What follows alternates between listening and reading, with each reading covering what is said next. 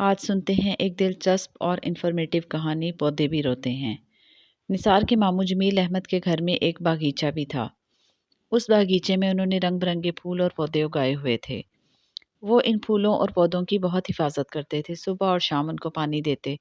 انہوں نے اپنے بچوں کو کوئی بھی پھول توڑنے سے سختی سے منع کیا ہوا تھا۔ یہی وجہ تھی کہ جمیل صاحب کے بچے باغیچے میں جاتے ضرور تھے، لیکن کوئی بھی پھول یا پودا نہیں توڑتے تھے۔ ایک دن نثار اپنے ماموں کے گھر گیا، اسے پھول بہت پسند تھے۔ اگر اسے کہیں بھی کوئی پھول دکھائی دیتا تو اسے توڑ کر اپنی جیب میں رکھ لیتا تھا۔ وہ اپنے کزن حسیب کے ساتھ باغیچے میں گیا، وہاں پھولدار پودوں پر رنگ برنگے پھول دیکھے تو حیران رہ گیا۔ ارے واہ، کتنے خوبصورت پھول ہیں، میرا دل چاہ رہا ہے کہ میں ایک پھول توڑ لوں، نثار نے بے چین ہوتے ہوئے کہا۔ نانا، ایسا نہ کرنا ورنہ ابا جان سے ڈانٹ پڑے گی، انہوں نے پھول توڑنے سے ہمیں سختی سے منع کیا ہوا ہے۔ حسیب نے اسے فوراً ٹوکتے ہوئے کہا۔ کیوں؟ ماموں جان نے پھول توڑنے سے کیوں منع کیا ہے؟ نثار نے حیرت سے پوچھا۔ ابا جان کا کہنا ہے کہ جب ہم پھولدار پودے سے پھول توڑتے ہیں تو وہ تکلیف محسوس کرتے ہیں، اس لیے ہمیں پودوں کو تکلیف نہیں دینی چاہیے، حسیب نے کہا تو نثار کا منہ حیرت سے کھلے کا کھلا رہ گیا۔ حیرت کی بات ہے، بھلا پودے کیسے تکلیف محسوس کر سکتے ہیں؟ نثار نے کہا۔ آؤ ابا جان سے پوچھتے ہیں، حسیب بولا، اور وہ دونوں جمیل احمد صاحب کے پاس ان کے کمرے میں چلے گئے۔ وہ اپنے کمرے میں بیٹھے کتاب پڑھنے میں مصروف تھے۔ کیسے آنا ہوا بچوں؟ جمیل صاحب نے انہیں دیکھتے ہوئے پوچھا۔ وہ دونوں کرسیوں پر بیٹھ گئے۔ ماموں جان، حسیب نے بتایا ہے کہ پودے سے جب پھول توڑا جاتا ہے تو پودے تکلیف محسوس کرتے ہیں۔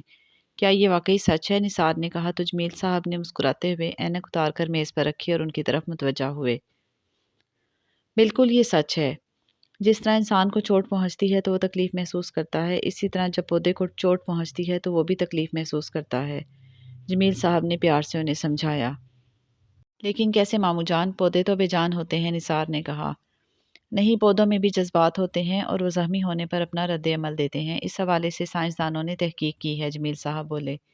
ماموں جان، مجھے سمجھ نہیں آئی، نثار نے کہا۔ اچھا، میں تمہیں سمجھاتا ہوں۔ تم جانتے ہو کہ جانوروں میں ایک مکمل اعصابی نظام موجود ہے، لیکن پودوں میں یہی کام بغیر اعصابی نظام کے ہوتا ہے۔ یونیورسٹی آف وسکونسن میڈیسن میں کی گئی تحقیق سے انکشاف ہوا ہے کہ پودے بھی جانوروں کی طرح خطرہ درپیش ہونے پر دوسرے حصوں کو فوری طور پر آگاہ کرتے ہیں۔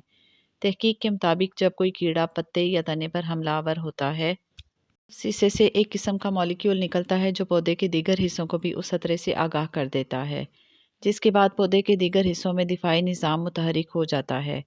سائنسدانوں نے اس حیرت انگیز عمل کے مشاہدے کے لیے ایک قسم کا پروٹین استعمال کیا، جس کی مدد سے پودے کے اس حصے سے سگنلز کو نکلتے ہوئے دیکھا جا سکتا ہے جس پر کسی کیڑے نے حملہ کیا ہو۔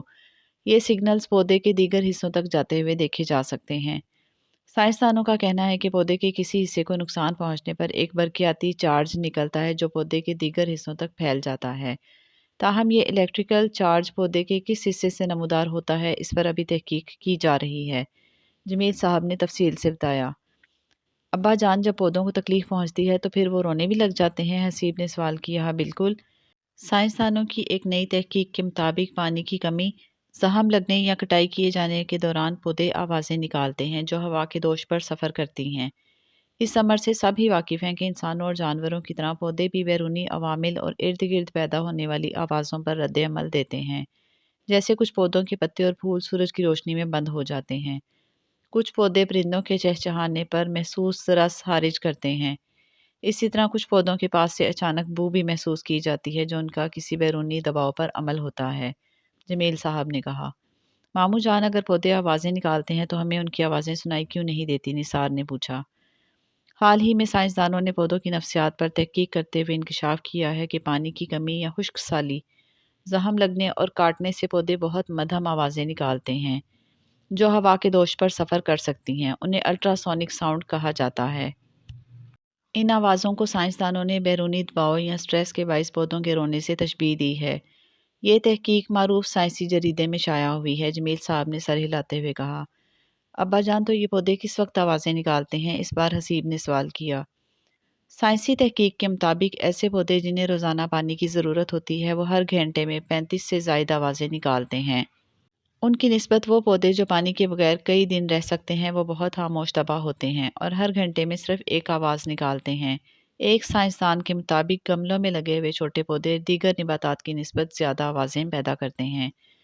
یہ پودے عموماً گھروں کے اندر کمروں، کچن، بالکنی یا ٹیرس میں لگے ہوتے ہیں، مگر گھر کے مکینوں کو پودوں کا رونا سنائی نہیں دیتا، جمیل صاحب نے بتایا۔